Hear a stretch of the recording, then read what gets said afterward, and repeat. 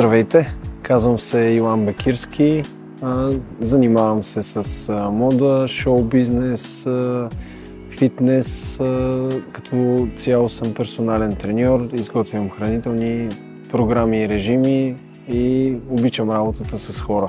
В сферата на шоу-бизнеса съм от около година и половина. Заснех вече доста клипове, занимавам се с доста подобен тип неща, снимки, фотосесии.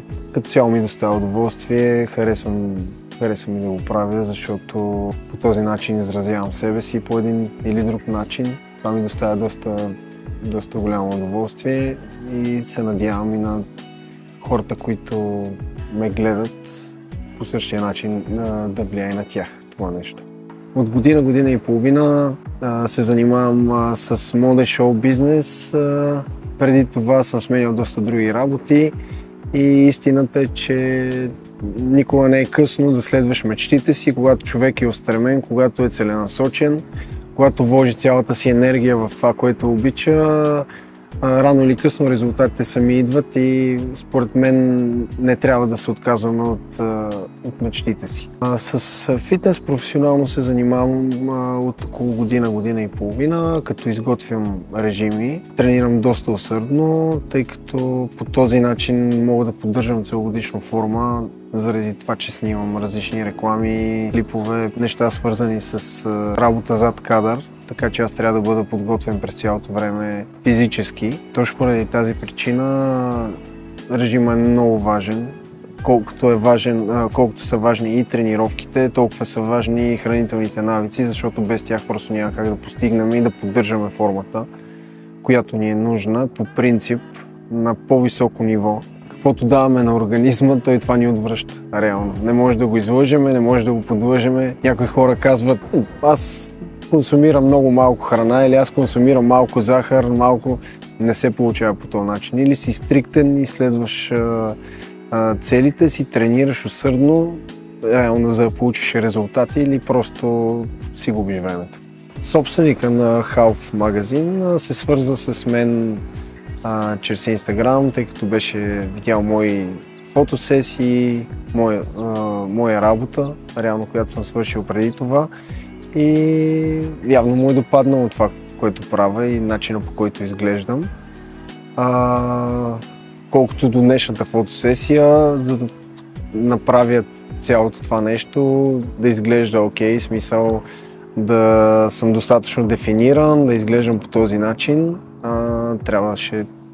има си едни стриктни неща, които се спазват преди всяка една фотосесия, дали преди фитнес състезания дори, тъй като има доста фитнес културисти, които се занимават с това нещо и знаят. Обезводняване и така нататък. Нещата трябва да бъдат много контролирани, много строго спазени, реално за да се получи крайния резултат, който се надявам и хората да го видят. Днешната фотосесия се получи много различна. До момента не съм снимал такъв тип сесия. Доста разчупени кадри се получиха, с хвърляне на врати в една изоставена сграда. Получи се доста така хем духовно, хем арт, хем секси, надявам се. И доста ми допадна, може би не съм правил такава фотосесия до момента и силно се надявам и на вас да ви допадне. Освен това, в днешния ден ми се наложи да преодолея един от страховете си, които имам от високо, за да се получат част от кадрите. Трябваше да се кача на едни много така особени стръмни места, леко опасни, се получи много готино. Почувствах се добре, между другото, експериментирахме доста часове ни отне. Получи се яко и със сигурност се чувствам удовлетворен от работата ни днес. Доста си допаднахме в днешния ден с екипа, получиха се много готини неща. Доста ме предразположиха да вкарвам от енергията си, да се разчупя може би повече, тъй като, пак казвам, Днешната фотосесия беше доста по-различна от повечето, които съм снимал. Спрямо факта, че се занимавам с фитнес, с мода, с пиар, с мениджмънт, с водене на различни събития, трудно е.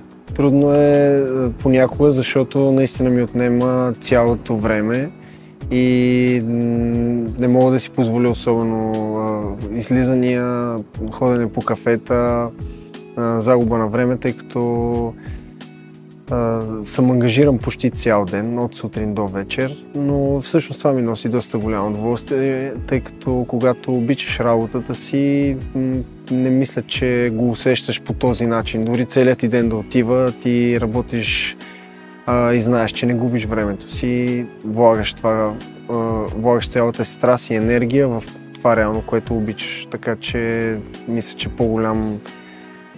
по-голямо удоволствие от това няма. Женски форми, не харесвам изцепени жени, харесвам жени, които имат форми женствени.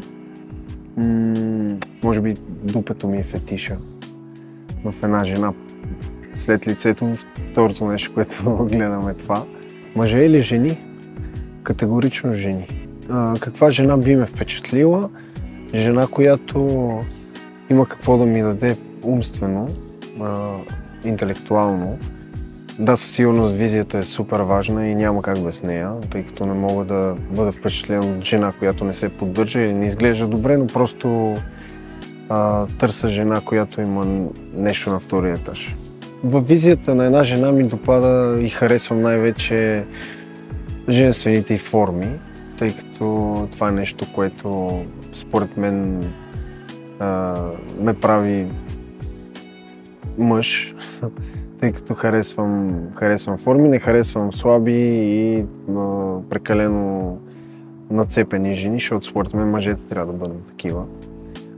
Харесвам по-женствени жени. Дали съм доминантен? В леглото да, със сигурност. В взаимоотношенията не винаги. Според мен един мъж трябва да знае как да постъпва в различните ситуации и да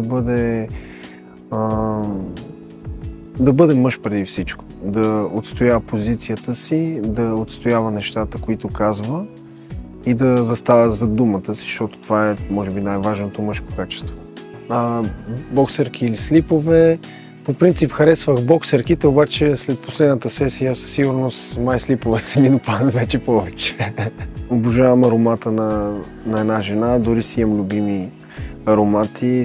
Действа ми със сигурност леко като афродизиак. А дали съм ползвал афродизиак, не ми се налага, тъй като имам прекалено много тестостерон в кръвта, че да прибягвам към афродизиаци. За читателите на Халф искам да пожелая много здраве, много успехи и да се радват на това, което правим за тях, защото го правим от сърце, от душа и се раздаваме на макс.